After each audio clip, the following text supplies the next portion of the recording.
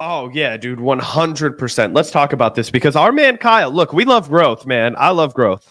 And I love to see people who change their mind to agree with us. And every once in a while, I get to feel like maybe we had a little bit to do with that. I don't think we had a lot to do with it this time.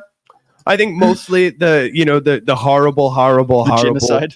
Horrible things happening in Palestine had most of what to do with this. But I like to think that we'd already kind of softened the runway a little bit. We were like, you know what, Kyle? Here's why we think Joe Biden sucks bad. And he was like, no, I'm a Biden bro now. I'm really into this guy. He's exceeded my expectations across the board. And we were like, Kyle, he's gonna let you down. Just don't trust him. I know, things are looking, not as bad as they could have been, but don't worry. He's a Democrat. He is going to show you his stripes, bro. He's going to fuck it all up. He's going to do something horrible. Let's just collect ourselves. And then finally, Kyle came around and he was like, I think those Vanguard guys were right. Of course, we're paraphrasing. We'll let him speak for himself. No. Anyway, last time we debated Kyle, he was much more skeptical about a Green Party ticket. I think it's fair to say, though. And I was stoked to see that he's really warmed to the idea of Jill Stein, and on her birthday, no less. So yeah, what were you surprised, Gavin? You've been drinking from Jill Stein for many moons now. I was a hater too at one point. That's why I'm on the highest horse, because I was the most recent convert, right? Like when Gavin was in 2016, he was like, I'm voting for Jill Stein. I was like, all right, have fun with the Krystal lady, bro. That sounds up your alley. You know what I mean? I was like, oh, whatever, bro. But actually now we've had a good chat with Dr. Stein. She's a very smart lady. Obviously, she was a victim of a tons of smears. And I don't care if she even did worship Krystal. She would be far better in basically every other regard than a candidate anyway. I don't think that Krystal worshiping is going to make its way into our schools during one presidency. Yeah, you make an interesting point. It is true that the media really treated Jill Stein like she was basically Marianne Williamson before Marianne Williamson really entered the political arena. And that's not even a diss on Marianne. I've always defended her spirituality. It's not something I had a problem with when I initially supported her in the Democratic nominating process or anything like that. But at least with Marianne, you could actually describe her as kind of like a woo-woo spiritual type, even if that's kind of mean. It's not totally off base. Jill Stein, on the other hand, is a freaking doctor. She's a very serious activist. She doesn't, do speaking engagements for spiritual type people at spiritual type events. That's just not her shtick. She is an incredibly serious person. And I think that's part of the reason why Kyle and Krystal have decided to all but endorse her in this election cycle, because after their conversation on Krystal and Kyle Friends the other day, I think they kind of realized oh shit, this woman is really about it. This person is really intelligent. She has a real handle on policy. She really speaks the language that we need to be spoken right now in this moment. And that's not to say that Krystal and Kyle were completely unsupportive of Jill Stein in the past. I can't necessarily speak for Krystal, but I do specifically remember Kyle saying that he voted for Jill Stein in 2016 instead of Hillary Clinton or Donald Trump. So he's also voted for Jill Stein in the past. I believe in 2020, he said he didn't vote for anyone, at least on the presidential level. He just left it blank because he couldn't bring himself to vote for Biden or Trump.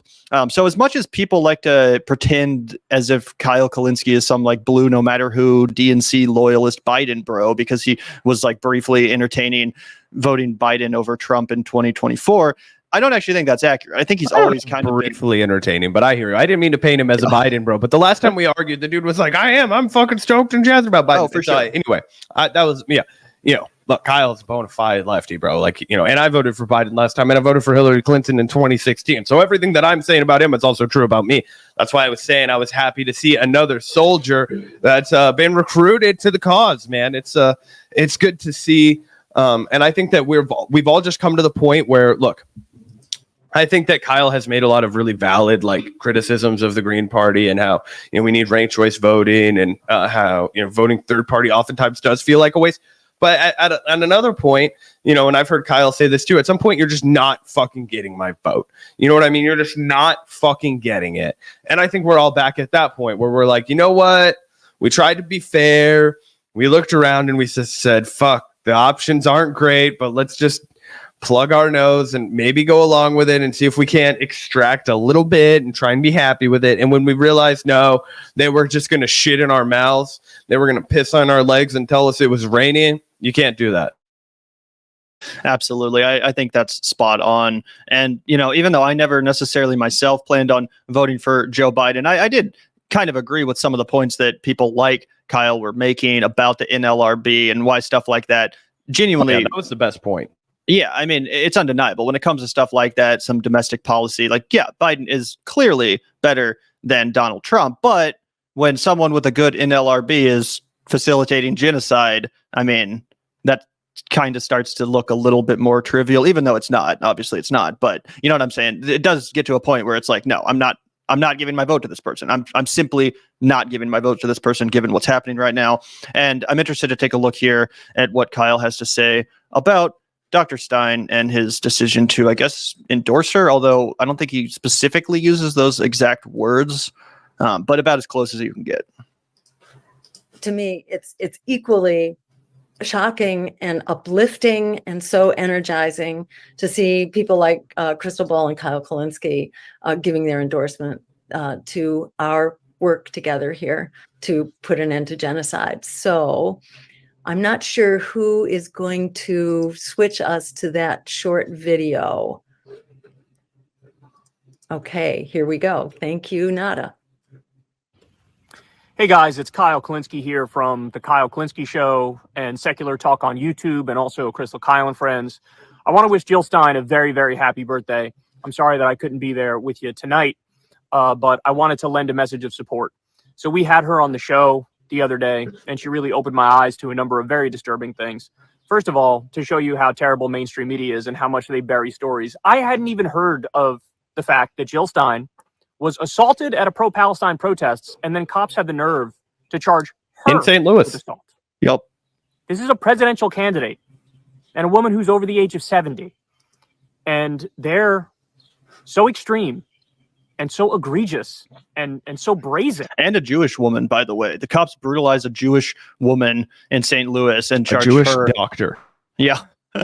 Yeah, but it's the left who's anti-Semitic. That they charge her with assault when all she's doing is standing on the right side of history. Look, it reminds me of what happened during the anti-Iraq war protests. It reminds me of what happened during the anti-Vietnam war protests. It reminds me of what happened during the civil rights movement. The people who are on the correct side, the people who are doing the right thing in the moment, they get viciously smeared. And in this instance, also literally assaulted.